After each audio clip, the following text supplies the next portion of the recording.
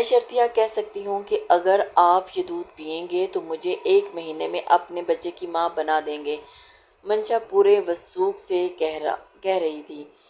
وہ اسے حیرت سے دیکھنے لگا اور اس کی طرف قدم بڑھانے لگا، کہنے لگا منشا گلاس ادھر دو۔ منشا پیچھے ہٹتے ہٹتے دیوار سے جا لگی۔ نہ نہیں، آپ اسے پی کر جو کچھ کریں گے میں سیدھا اوپر پہنچ جاؤں گی، مجھے پتا ہے، سب پتا ہے، بتایا تھا میری دوست نے کہ ساری گڑبڑ دودھ پینے سے ہوتی ہے۔ شوہر دودھ پی کر منشا یہ کہہ کر چپ ہوئی۔ شہریار اس کے بالکل قریب پہنچ گیا تھا، کہنے لگا ایسا بھی کیا کروں گا اس دودھ کو پی کر کہ تم 1 مہینے میں ہی پریگننٹ ہو جاؤ گی۔ وہ اس بیوقوف لڑکی کی بات سمجھ نہیں پا رہا تھا۔ وہ میں نہیں بتا سکتی، مجھے شرم آتی ہے، بس آپ یہ دودھ نہیں پئیں گے شہریار۔ منشا نے دودھ کا گلاس اپنے پیچھے چھپایا تھا۔ وہ کیوں؟ شہریار کے چہرہ منشا کے چہرے کے بہت قریب تھا۔ بس میں نے جو کہہ دیا، نہیں پینا تو آپ نے یہ نہیں۔ وہ بری طرح سے گھبرائی ہوئی تھی۔ میری دوست نے کہا تھا جس دن اس کا شوہر دودھ پیتا ہے تو پوری رات اس کے ساتھ، یہ کہہ کر اس نے جڑجڑی سی لی اور شہریار اسے یوں خوفزدہ دیکھ کر کہنے لگا، منشا دودھ نہیں پیوں گا تو آج کی رات وہ سب کچھ کیسے کروں گا جو کرنا بہت ضروری ہے۔ اس کے کان قریب ہو کر بولا تھا، تم نہیں جانتی یہ ایک جادوئی دودھ ہے۔ میرے دادا نے شادی کی پہلی رات جب یہ دودھ پیا تھا تو دادی کی چیخیں پوری حویلی میں گونجی تھی۔ جانتی ہو 1 مہینے بعد وہ حاملہ ہو گئی تھی۔ اللہ نے میرے دادا کو بیٹے سے نوازا تھا۔ ابا نے پیا تو سنا ہے اماں صبح تک بے ہوش ہو گئی تھی۔ اللہ انہیں بھی بیٹے دے۔ اب بڑا بیٹا میں ہوں، اس لیے آج میری باری ہے تمہاری چیخیں نکلوانے کی، اس لیے تنگ مت کرو، دودھ کا گلاس ادھر دو۔ مجھے پورا یقین ہے کہ 1 مہینے میں تم میرے بچے کی ماں بننے والی ہو جاؤ گی۔ وہ منشا کی اچھی خاصی جان نکال چکا تھا، اسے مزید ڈرا چکا تھا اور یوں ہی تھی وہ کہ کاٹوں کو تو بدن پر لہو نہ نکلے۔ نہ نہیں ماما، میں تو آپ کو یہ دودھ نہیں پینے دوں گی۔ شہریار کہنے لگا، دودھ تو میں پی کر رہوں گا۔ یہ کہہ کر وہ اس کے اور بھی قریب آیا اور اپنے دونوں ہاتھ اس کی کمر کے پیچھے لے گیا۔ یہ کیسا؟ اس سے پہلے کہ گلاس پکڑتا منشا نے گلاس آگے کیا اور ایک ہی سانس میں پورا گلاس پی چکی تھی۔ شہریار کہنے لگا، یہ کیا تم نے؟ دیکھو یہ مرد پیتے ہیں، اگر عورت پیے تو غضب ہو جاتا ہے، وہ مردوں والے کام کرنے لگتی ہے۔ یہ سن کر منشا اور بھی زیادہ ڈر گئی۔ آپ کی وجہ سے مجھے پتہ ہی نہیں چلا اور میں پی گئی ہوں۔ اب کیا ہوگا شہریار؟ وہ بری طرح گھبرائی تھی۔ وہ کہنے لگا، آگ لگ جائے گی تمہیں اور اسے ٹھنڈا کرنا بہت مشکل ہو جائے گا۔ اف کیا کروں، تم نے مجھے بہت مشکل میں ڈال دیا ہے۔ یہ سن کر منشا بری طرح سے ڈر گئی تھی۔ شہریار اڑی ہوئی رنگت دے کر کہنے لگا، دیکھو یہ دودھ خاص مردوں کے لیے ہوتا ہے، اگر کوئی عورت پی لے تو اسے سائیڈ ایفیکٹ بھی ہو جاتا ہے۔ دل کی دھڑکن اور بھی تیز ہو گئی تھی، چکر آنے لگے تھے، کچھ ہونے لگتا ہے۔ یہ سن کر تو منشا نے سیدھے اپنے دونوں ہاتھ اپنے دل پر رکھے تھے اور دل کی دھڑکنیں تو ویسے ہی تیز تھی۔ کہنے لگی، شہریار میرا دل بڑی زور سے دھڑک رہا ہے۔ کہنے لگا، ہو گیا نا سائیڈ ایفیکٹ۔ یہ سن کر وہ گھبرا سی گئی تھی۔ کہنے لگا، ذرا میں بھی تو دیکھوں تمہاری دھڑکنیں کتنی تیز چل رہی ہیں۔ اس نے منشا کے سینے سے اس کے ہاتھ ہٹایا اور اپنے کان اس کے دل کی دھڑکنوں کے قریب رکھ دیے تھے۔ پرفیوم کے مسرور کن خوشبو نے اسے اندر تک معطر کیا تھا اور دھک دھک اس کے دل کی دھڑکنیں بڑی تیزی سے چل رہی تھی اور شہریار پر بے خودی چھانے لگی تھی۔ یکدم ہی وہ اس کی دھڑکنوں پر اپنے لب رکھ کر اسے چھکا بال ہوا میں اڑاتی ہوئی دور تک جا گرے تھے اور منشا نے نعرہ لگایا تھا۔ گلی کے چھوٹے چھوٹے بچے کہنے لگے، منشا آپ یہ بے ایمانی ہے، آپ نے کہا تھا 3ری گیند پر آؤٹ ہو جاؤں گی اور 1 گھنٹے سے آپ کھیلے جا رہی ہیں۔ وہ کہنے لگی، تو آؤٹ کرو نا، پھر ہی آؤٹ ہوں گی نا، اس طرح آؤٹ تھوڑی ہو جاؤں گی۔ وہ اسی طرح مستی سے چلاتی ہوئی جا رہی تھی اور اچانک بچے بالنگ کرا کر تھک چکے تھے، لیکن اول تو وہ آؤٹ نہیں ہو رہی تھی، ہوتی تو کہتی تھی کہ نو بال، کہتی کبھی کوئی بہانہ تو کبھی کوئی بہانہ، ابھی بھی کہہ رہی تھی بس آخری بال۔ سب بچوں نے کہا، منشا بھی یہ آخری بال ہے اور اس کے بعد آپ بیٹ نہیں دیا تو پھر ہم آپ کے ساتھ دوبارہ نہیں کریں گے۔ اس وقت گلی کے اندر سامان سے بڑا ٹرک آ کر رکا تھا۔ جیسے ہی شہریار ٹرک سے نیچے اترا تو تاکہ مزدوروں سے سامان اتروا سکے منشا کے سامنے والا بنگلہ انہوں نے ہی خریدا تھا اور اس کے والدہ نے آج تک کے سامان اپنے سامنے احتیاط سے رکھوانا تاکہ فرنیچر خراب نہ ہو جائے۔ اسی وقت بال سیدھی شہریار کے کندھے پہ جا کر لگی تھی اور اسے لگا تھا کہ بس اب کے اس کے کندھا گیا کام سے۔ جب اس نے پلٹ کر دیکھا تو بیٹ منشا کے ہاتھ میں تھی اور وہ دوسرے ہاتھ کی انگلیاں دبائے بیٹھے ہوا تھا، گھبرائی ہوئی کھڑی تھی اور اس نے بڑے غصے سے اسے دیکھا اور سامان چھوڑ چھاڑ کر اس کے پاس آ گیا۔ کہنے لگا، یہ لڑکی جی کیا حرکت ہے؟ وہ کہنے لگی، میں نے نہیں ماری۔ اسے جلدی سے بیٹ زمین پر پھینک کر وہاں سے واک آؤٹ کرنے لگی تھی، جب شہریار نے اس کو بازو سے پکڑا اور کہنے لگا، بیٹ تمہارے ہاتھ میں ہے، بال تم نے ہی ماری ہے، میرا کندھا ہے سمجھی نہ، وکٹ نہیں جسے تم توڑ دو گی۔ کہنے لگی، غلطی سے لگ گیا، میں تو اپنے دھیان میں کہہ رہی تھی، مجھے کیا پتا تھا کہ آپ ایک دم سے سامنے آ جائیں گے، اب میرا اس میں کیا قصور؟ ورنہ میں شور مچا دوں گی، یہ لڑکا مجھے چھیڑا ہے، مینشا نے بنا ڈرے ہوئے کہا تھا۔ یہ سن کر شہریار نے فوراً اس کے بازو چھوڑا اور پھر کہنے لگا، دیکھ لوں گا تمہیں۔ کہنے لگی، ہاں ہاں میں بھی دیکھ لوں گی، ڈرتی نہیں ہوں کسی سے۔ یہ کہہ کر وہ دونوں اپنے گھر چلی گئی، اور سامنے کے گھر میں ہی شہریار اور اس کی فیملی شفٹ ہوئی تھی۔ جیسے ہی مینشا گھر کے اندر داخل ہوئی، اس کی والدہ نے جب اس کا دوپٹہ کمر سے بندھا ہوا دیکھا تو کہنے لگی، کہاں سے آ رہی ہو تم؟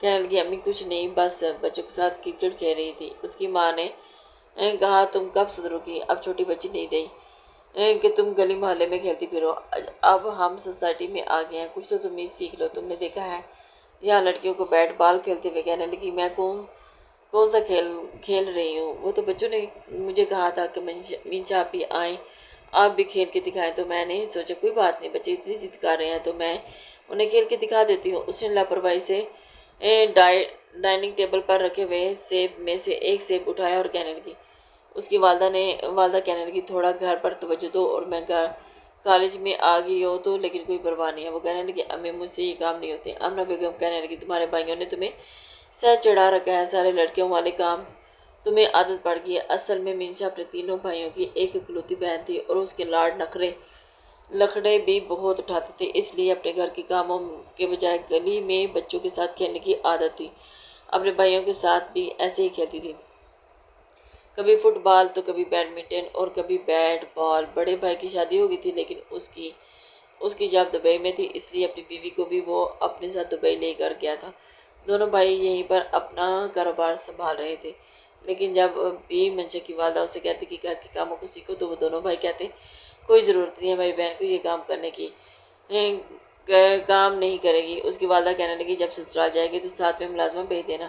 وہ کہنے لگی، کیا بات ہے، ہماری بہن کو کسی کی ملازمہ تھوڑی بننے جائے گی، ہم دیکھتے ہیں کہ ہماری بہن سے یہ کام کون کرواتا ہے، سر نہ پھاڑ دیں گے اس کا۔ اپنے بھائیوں کی ایسی باتیں سن کر مینشا سمجھتی تھی کہ اس کے بھائی سب کچھ سنبھالیں گے، اس لیے اس کے کھانے پکانے کی طرف سے کوئی توجہ نہ تھی اور نہ ہی گھر کے کسی کام کی طرف، بلکہ اپنا کمرہ تک بھی نہ سنبھالتی۔ جو چیز جہاں پر بکھری پڑی ہے اسے کوئی پرواہ نہیں تھی۔ نہا کر آتی تو تولیے کہیں اور، اتارے ہوئے کپڑے کہیں اور، جوتے کہیں اور ہوتے۔ اس کی ماں یہ دیکھ کر سب کچھ چٹ جاتی تھی۔ ابھی 11ویں جماعت میں ہی پڑھتی تھی، بڑی بے باک، بڑی بے ترتیب سی لڑکی تھی۔ اس کی والدہ تو اپنا سر پکڑ کر بیٹھ جاتی، اپنے بال تو خود ہی اسے بنانے کی نہیں آتے تھے، یا تو بڑے بھائی اس کے بال بناتے تھے یا پھر اس کی والدہ۔ بال کافی لمبے تھے، کہتی تھی، اماں مجھ سے نہیں سنبھالے جاتے۔ اس کے بھائی کہنے لگا، ادھر آؤ، میں تمہارے بالوں کی چٹیاں بنا دیتا ہوں۔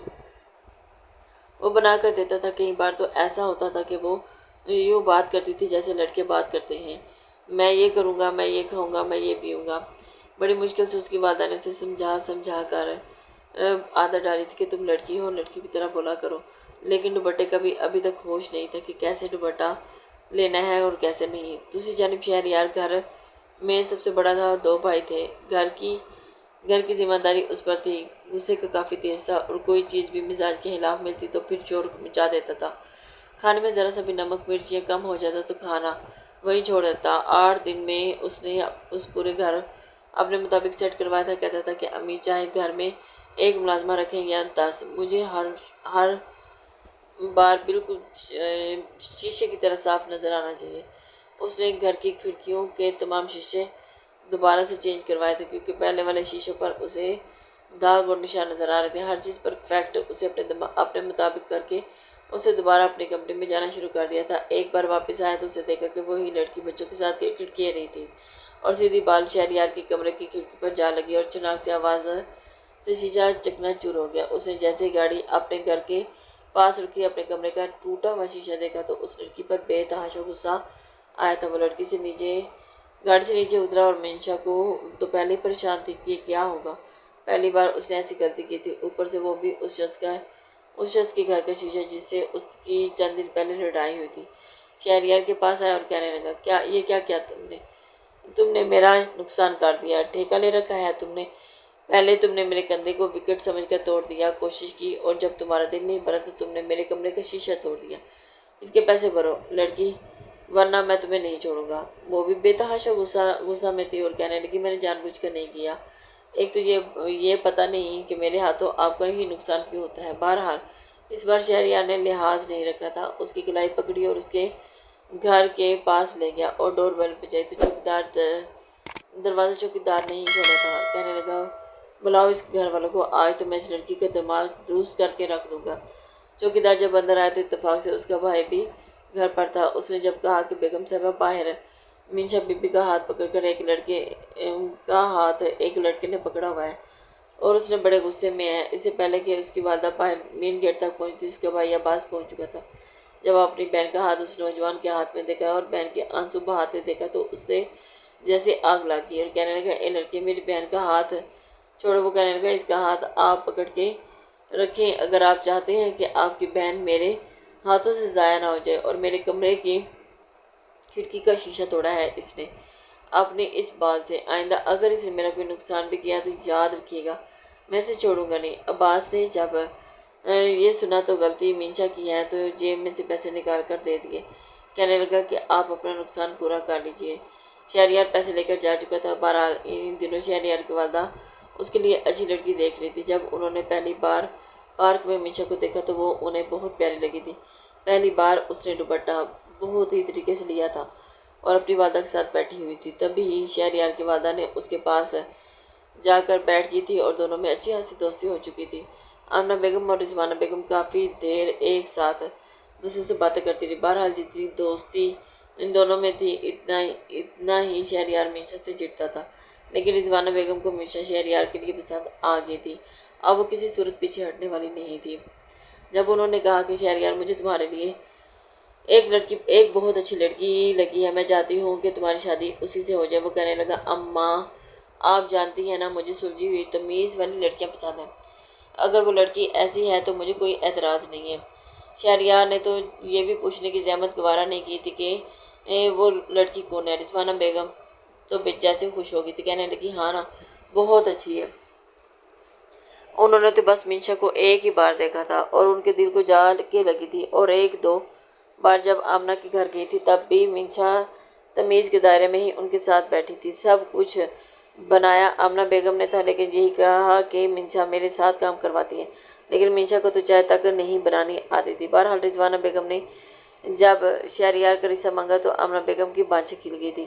اچھے لوگوں سے بیٹی کا رشتہ آ گیا تھا اور پھر نہیں تو امید ہی نہیں تھی۔ جب انہوں نے اشرف صاحب سے بات کی تو انہیں بھی شہریار میں کوئی بھی برائی نظر نہیں آئی۔ دوسری جانب شہریار بالکل انجان تھا کہ اس کا رشتہ کس آفت کی پڑیا سے طے ہو رہا ہے۔ اس نے تو پوچھنے کی زحمت نہیں کی تھی اور اسے معلوم ہی نہیں تھا کہ اس کی منگنی منشا سے طے ہو پائی ہے۔ دوسری طرف منشا کے رو کے برا حال تھا۔ وہ مر جائے گی لیکن اتنی کم عمر میں شادی نہیں کرے گی، کیونکہ ابھی وہ 11ویں جماعت میں ہی تو پڑھتی تھی۔ لیکن آمنہ بیگم نے اس کے رشتے کو غنیمت جانا تھا اور پتہ نہیں بعد میں اس کی حرکتوں کی وجہ سے کیا علم ہو گیا تو یہ رشتہ بھی ہاتھ سے نہ نکل جائے، اس لیے اسے ڈانٹ ڈپٹ کر کہا تھا کہ چپ ہو جاؤ، بس ابھی منگنی کی انگوٹھی پہلو، شادی ابھی نہیں ہوگی۔ دوسری جانب رضوانہ بیگم کو شادی کی بہت جلدی تھی۔ وہ چاہتی تھی کہ ان کی بڑی بہو آ کر ان کا گھر سنبھالے۔ یہ پتہ نہیں تھا کہ منشا کو کچھ سمجھ نہیں آتا۔ بہرحال آنن فانن سب کچھ ارینج ہو چکا تھا۔ پہلی بار دونوں نے ایک دوسرے کو منگنی کے حال میں ہی دیکھا تھا۔ شہریار کو جتنا حیران ہوتا کم تھا، اور یہی حال منشا کا تھا۔ اس کے تو وہیں پر آنسو ٹپ ٹپ گرنے لگے۔ یہ شخص تو غصے کا ویسے بھی اتنا تیز ہے تو یہ تو اپنے سانس لینے کی بھی اجازت نہیں دے گا۔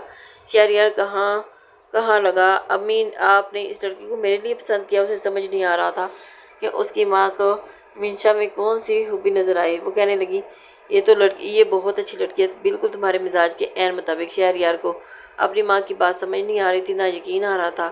بہرحال انگوٹھی وہ پہنا چکا تھا، منشا اپنا رخ ہی بدل لیا تھا۔ سب لوگ کھانے میں مصروف ہو گئے تھے۔ جب شہریار نے منشا کے کان میں پاس جا کر کہا، میں غصے کا بہت تیز ہوں، سمجھی، کوئی میری چیزوں کا خواہ خراب کرے تو میں اسے چھوڑتا نہیں ہوں، اس لیے میرے گھر میں آنے سے پہلے اپنے ہاتھوں کا علاج کروا کے آنا، ورنہ میں تمہارے ہاتھ ہی۔ شہریار نے بات ادھوری چھوڑ دی تھی، لیکن بات کا مفہوم سمجھا دیا تھا۔ مینشا کافی ڈر سے گئی تھی۔ منگنی کی رسم ختم ہوتے ہی یہ بھی اعلان کر دیا گیا تھا کہ شادی 2 مہینے کے بعد ہے۔ مینشا نے گھر جاتے ہی ماں سے کہہ دیا تھا کہ وہ یہ شادی نہیں کرے گی۔ اس کی ماں والدہ نے ڈانٹ ڈپٹ شروع کر دی تھی اور اب روز آمنہ بیگم اسے کچن میں لے جاتی تاکہ اسے کچھ سکھا سکے، لیکن اس کی دلچسپی نہ ہونے کے برابر تھی۔ کبھی پیاز جلا دیتی تو کبھی آٹا گوندھنے کے بجائے اس کی لئی بنا دیتی کہ غلطی سے بھی پانی زیادہ ڈال گیا۔ آمنہ بیگم تو سر پکڑ کر بیٹھ گئی تھی۔ بہرحال اس نے کہا تھا کہ مجھے نہیں سیکھنا تو نہیں سیکھنا۔ شادی بھی سر پر آن کھڑی تھی جب اس کی کئی سہیلیاں اس کے گھر پر آ کر ڈھولک بجانے لگی اور گانا گانے آئی تھی۔ ہلا گلا کرنے کے بعد سب لڑکیاں بیٹھ گئیں اور جس میں اس کی شادی شدہ کزنیں بھی شامل تھیں۔ ہنسی مذاق کرتے کرتے اس کی دوستی جا چکی تھی، بس شادی شدہ کزنیں ہی رہ گئی تھی۔ کہنے لگی تمہیں پتہ ہے شادی کیا ہوتی ہے؟ مینشا نے کہنے لگی کہ کیا ہوتی ہے؟ یہی ہوتا ہے جو ہو رہا ہے، ہلا گلا۔ اس کی کزن کہنے لگی کہ جب میری شادی ہوئی تھی تو میرے شوہر نے رات کو ایک خاص قسم کا دودھ کا گلاس پیا تھا، توبہ توبہ پوری رات مجھے سونے نہیں دیا۔ اس کی کزنیں اپنے قصیدے سنائی جا رہی تھیں۔ دوسری کزن کہنے لگی ہاں ٹھیک کہہ رہی ہو، شوہر کو دودھ پینے ہی نہیں دینا چاہیے ورنہ عورت کی شامت آ جاتی ہے۔ مینشا کہنے لگی ایسا بھی دودھ پی کے کیا ہوتا ہے؟ اس کی کزن نے جو کچھ اسے بتایا تھا وہ بری طرح سے ڈر گئی تھی۔ جس دن اس کی شادی تھی ایک رات پہلے اسے خوف کے مارے نیند نہیں آئی تھی۔ جو باتیں اس نے سنی تھی وہ بے حد گھبرائی ہوئی تھی۔ پھر اب تک شہریار کا رویہ اسے کچھ ایسا ہی تھا۔ شادی کے بعد وہ شہریار کے کمرے میں بیٹھی تھی تو اس کی والدہ نے سب سے پہلے دودھ کا گلاس اس کے ہاتھ کمرے میں ڈھک کے رکھ دیا تھا اور دودھ کا گلاس دیکھتے ہی اس کے ہوش اڑے تھے۔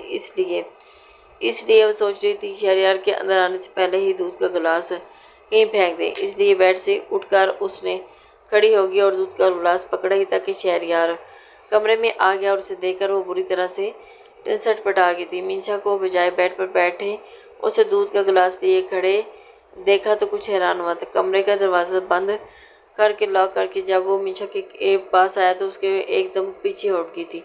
تم یہاں کیوں کھڑی ہو؟ میرے خیال سے تو تمہیں بیڈ پر بیٹھا ہونا چاہیے تھا۔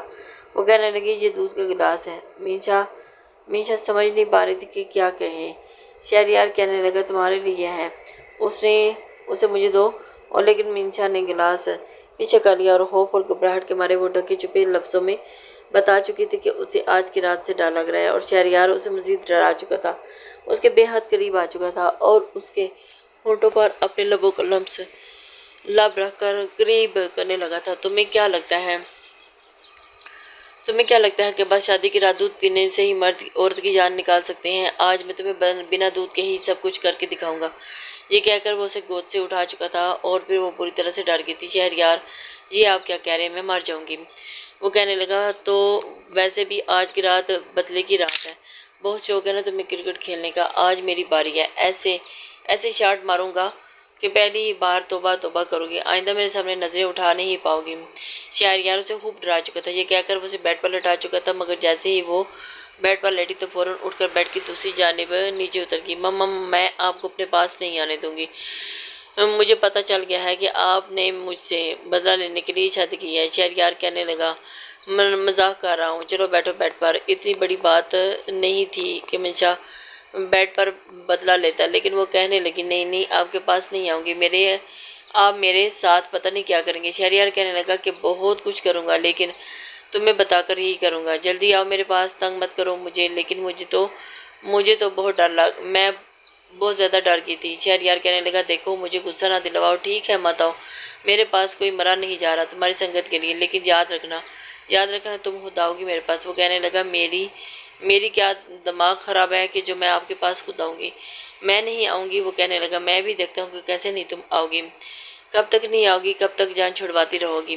یہ کہہ کر وہ الماری کے پاس گیا اور اپنے کپڑے نکالنے لگا، واش روم میں چلا گیا، کپڑے تبدیل کر کے وہ بیڈ پر لیٹ چکا تھا۔ مینشا نے شکر کیا تھا کہ وہ اپنے کپڑے تبدیل کر کے وہ بھی صوفے پر جا کر لیٹ گئی تھی، لیکن اگلے ہی روز سارا دن اس نے رضوانہ بیگم کے ساتھ ہی گزارا تھا۔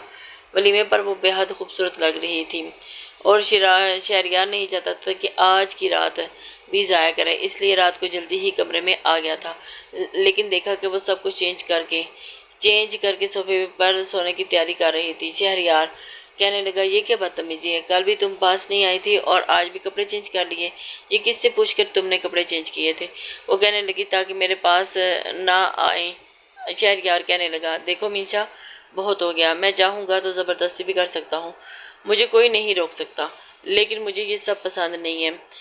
منشا کہنے لگی، میں شور مچا سکتی ہوں، مجھے اتنا ایزی مت لیجیے، بے شک موسم اچھا خاصا تھا، لیکن اتنا نہیں تھا کہ کمبل یا رضائی لی جاتی۔ شہریار نے کپڑے تبدیل کیے اور الماری سے کمبل نکال کر بیڈ پر رکھا۔ منشا اسے حیرت سے دیکھ رہی تھی، اور اس موسم میں کمبل کون لیتا ہے؟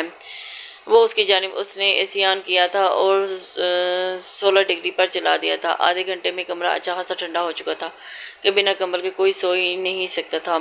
سو تو وہ بھی نہیں رہا تھا، دیکھنا چاہتا تھا کہ یہ لڑکی کب صوفہ چھوڑ کر بیڈ پر آتی ہے۔ کچھ دیر تو وہ منشا سردی برداشت کرتی رہی، لیکن اب اس سے برداشت نہیں ہو رہی تھی۔ اس نے دیکھا کہ شہریار سو چکا ہے، اس لیے بڑی احتیاط سے یہ بیڈ کے کونے پر آ کر لیٹ گئی تھی، اور پھر کمبل بھی اسے اپنے اوپر لے لیا تھا۔ کچھ دیر کے بعد شہریار نے کچھ کمبل اسے اپنے نیچے لیا اور کچھ یوں کیا کہ بڑی گہری نیند میں ہے اور کروٹ بدل لی۔ کمبل دوبارہ سے منشا کے اوپر سے اتر چکا تھا۔ وہ چاہتا تھا کہ وہ خود اس کے قریب آئے۔ جب دیکھا کہ کمبل اس کے اوپر سے اتر چکا ہے تو تھوڑا اور قریب ہو کر اس نے کمبل لے لیا، لیکن آہستہ آہستہ کر کے شہریار اپنا کمبل نیچے زمین پر گرانے لگا اور اس کے قریب سے قریب آنے لگی۔ اب وہ اتنی قریب تھی کہ وہ اپنے حصار میں لے سکتا تھا، اور یہی ہوا، اور اس نے اسے اپنے بیچ میں سے اپنے حصار میں لے کر اپنے پیٹ اور اپنے سینے کے ساتھ اس کی کمر لگائی تھی، بازو اس کے پیٹ پر رکھ کر اسے مزید اپنے قریب کیا تھا۔ منشا کی تو جیسے جان ہی نکلی تھی، کہنے لگی، چھوڑے مجھے۔ کہنے لگا، تم خود آئی ہو اور میں نے کہا تھا کہ خود آؤ گی تو چھوڑوں گا نہیں تمہیں آج۔ کہنے لگا، سارا کمبل آپ نے اپنے اوپر لیا ہوا تھا تو ایسی اتنا تیز آن کر دیا تھا، کیوں چلایا تھا؟ میں نے کہا میری مرضی، کمرہ میرا ہے تو اے سی بھی میرا ہے اور تم بھی میری ہو، اور دیکھو یہ مت سمجھنا کہ تمہارے نخرے برداشت کرتا رہوں گا۔ وہ اپنا آپ چھڑوانے لگی تھی۔ سردی لگ رہی ہے نا تمہیں؟ ابھی تو گرمی دیتا ہوں، ساری سردی بھول جاؤ گی۔ اب وہ اس کے اوپر حاوی ہو چکا تھا۔ لڑکی خوبصورت تھی، پھر بھی بیوی تھی، اور اس کے لیے صبر کیوں کرتا؟ اس سے پہلے کہ وہ احتجاج میں اپنا والیوم بلند کرتی، وہ سب سے پہلے ہونٹوں پر قابض ہوا تھا، اور پھر آہستہ آہستہ وہ اس پر حاوی ہوتا چلا گیا۔ مکمل طور پر وہ اس میں کھو چکا تھا۔ کچھ دیر کے بعد منشا کا احتجاج مکمل دم توڑ چکا تھا، اور ایک ہی کمبل میں دونوں ایک ساتھ دھڑک رہے تھے، پسینے سے شرابور ہو چکے تھے۔ آدھی رات گزارنے کے بعد شہریار نے منشا کو بخشا اور پھر کروٹ بدل کر سو گیا۔ جتنا وہ ڈر رہی تھی وہ ویسا کچھ بھی نہیں ہوا تھا، بلکہ اس نے منشا کو بہت احساس کیا تھا۔ ویسے سارے وہم منشا کے دل سے دور ہو چکے تھے۔ شادی کے چند دن کے بعد تو منشا تو اچھا سا لگا تھا، کیونکہ سب ہی تو اس کے آگے پیچھے تھے۔ کچھ بھی کھانے کو دل جاتا تو وہ دیور فٹافٹ بھابھی کو لا کر دے دیتے تھے، پوچھتے بھی نہیں تھے، پوچھتے رہتے تھے کہ بھابھی کچھ کھائیں گی تو نہیں۔ اور بھی رضوانہ بیگم نے اسے کچھ کچن کا راستہ دکھایا تھا۔ ناشتہ کرنے کے بعد جب شہریار آفس میں چلا جاتا تو وہ اپنے دیوروں کے ساتھ بیٹھ کر لوڈو کھیلنے لگتی تھی۔ چھوٹا دیور تو اسے شاید 2 سال چھوٹا تھا، ابھی میٹرک میں تھا، البتہ بڑے والا اس سے بڑا تھا، اس لیے منشا کی زیادہ دوستی عمیر سے ہوئی تھی۔ رات کو جب شہریار آ جاتا تو پھر باقی سارا وقت وہ کمرے سے باہر نہیں جانے دیتا تھا، اسی لیے سارا دن شادی کے شروع کے دن تھے، اور ایک دوسرے کی سنگت بہت اچھی لگ رہی تھی۔ دونوں ایک